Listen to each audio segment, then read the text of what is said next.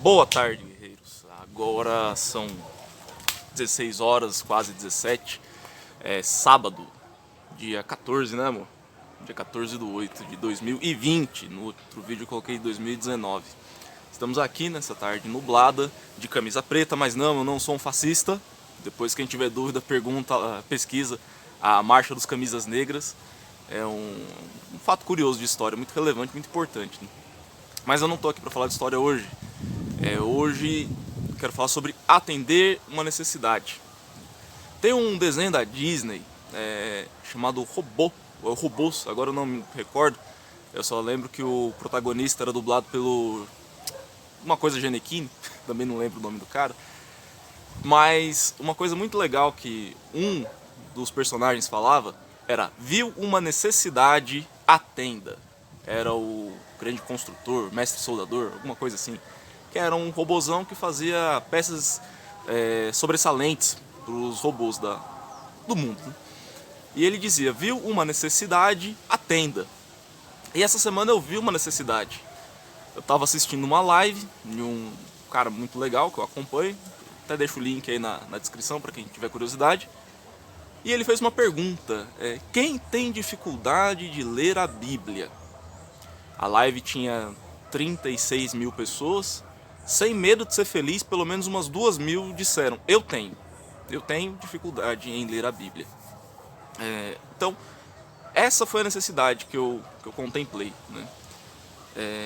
Compartilhar uma forma de ajudar pessoas a lerem a Bíblia, a começarem a ler, porque a leitura é tão cativante que depois que começa, já era, já está tudo certo.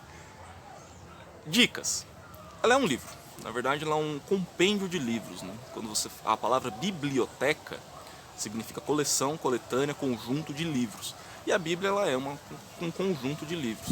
São 66 livros, divididos em Novo Testamento e Antigo Testamento.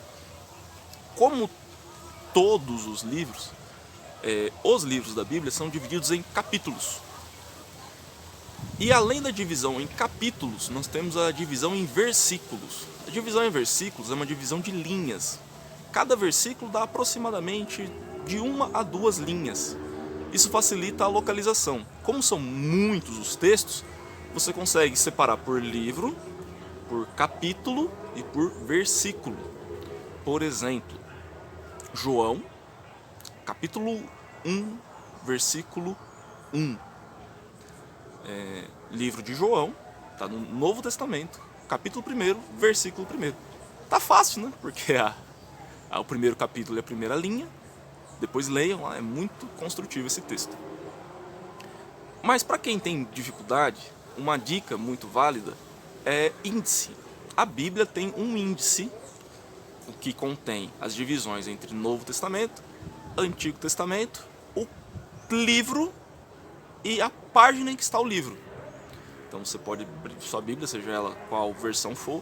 Eu recomendo a versão NVI, porque é uma leitura simples, é uma leitura fluida e ela é fiel aos textos. Por que fiel aos textos? Quando eu falo fiel aos textos, eu quero dizer dos textos originais, porque a Bíblia ela foi escrita em 2 idiomas marcantes: o hebraico no Antigo Testamento e o grego no Novo Testamento. Então, quando a gente pega uma versão traduzida para o idioma que for, a gente tem que procurar aquela que é mais parecida com o conteúdo original, cuja tradução foi mais fiel ao contexto do texto original.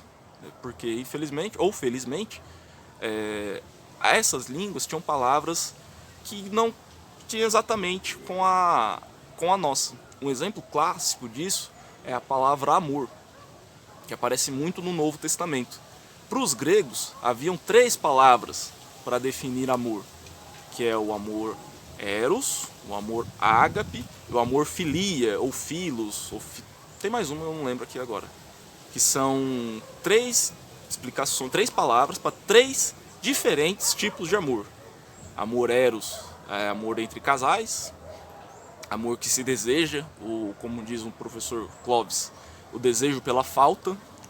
O amor filia, que é a alegria pelo que se tem, e o amor ágape, que é o amor ao próximo, é o amor em ver o outro bem. É uma explicação bem superficial. Os 3 têm livros, Tem capítulos de livros, não na Bíblia, que falam sobre essas palavras, sobre esses tipos de amor.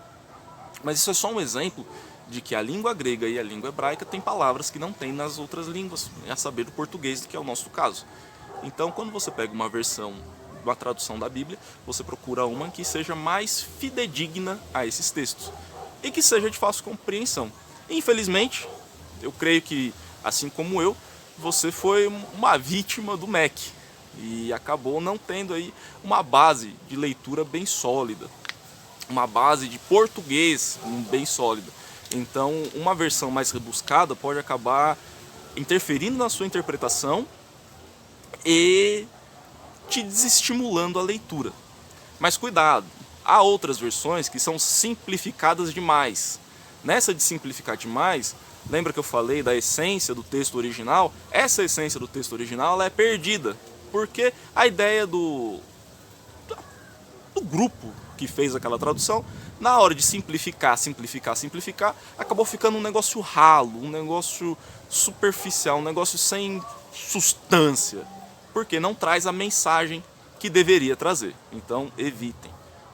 Pega a NVI, é sucesso. Tem aplicativos, eu uso no meu celular, é o YouVersion, mas se você pesquisar na Play Store, acho que ele aparece até como Bíblia Online.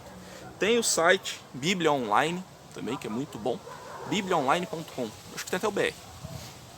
Mas enfim, vamos voltar lá ao índice.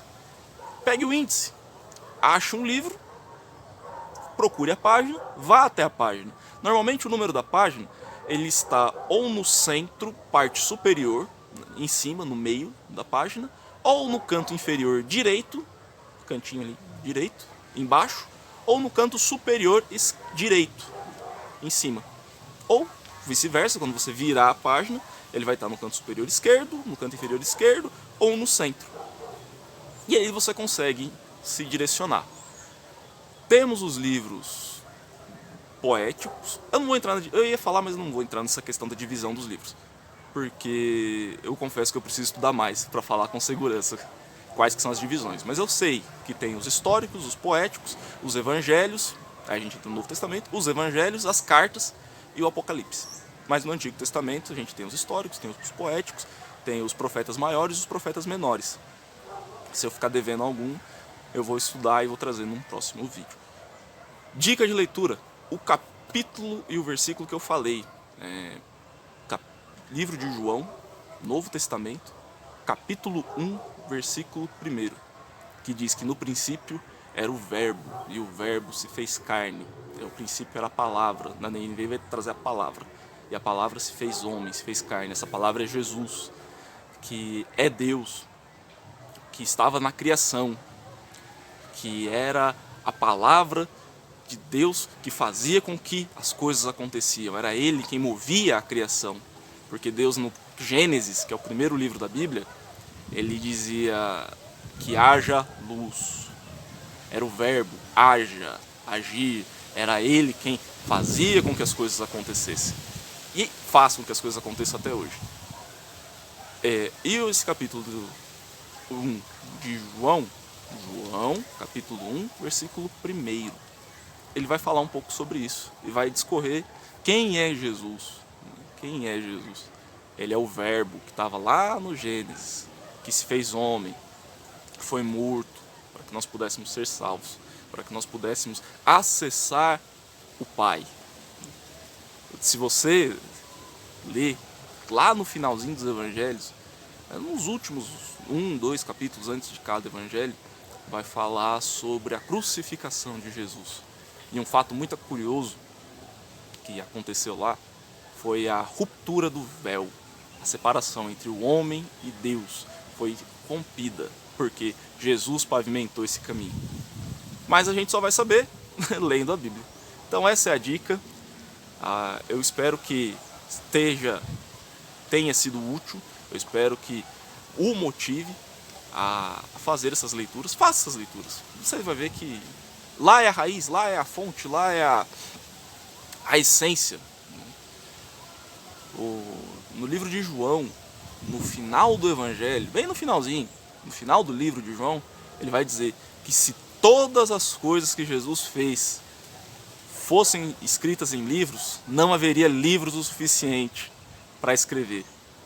Mas graças a Deus, a gente tem a Bíblia, que tem o essencial, tudo que a gente precisa, para o que você imaginar, lá tem. Esses dias a gente estava falando sobre preconceito, os preconceitos diversos, né, que a nossa sociedade enfrenta. E aí chegamos à conclusão, se a gente seguisse o que diz a Bíblia, o preconceito não existiria. Simplesmente não existiria. E eu vou provar, nesse vídeo ainda. Eu ia deixar para outro, mas não, vou provar agora. Tem uma passagem em que Jesus fala com um rapaz que vai tirar uma dúvida com ele lá. Fala, o que eu faço para entrar no reino de Deus? Obedecer a lei e os profetas. Ela fala, isso eu já faço. Mas o que é exatamente isso? Fala, o grande mandamento é ama o Senhor teu Deus de todo o teu coração, com toda a tua força, de toda a inteligência, e ao teu próximo como a ti mesmo. Você vê. Fim do preconceito. Se eu amo a Deus, procuro conhecê-lo, saber quem Ele é, entendê-lo, para poder amá-lo. E se eu me amo ao ponto de amar o outro como a mim mesmo, acabou o preconceito.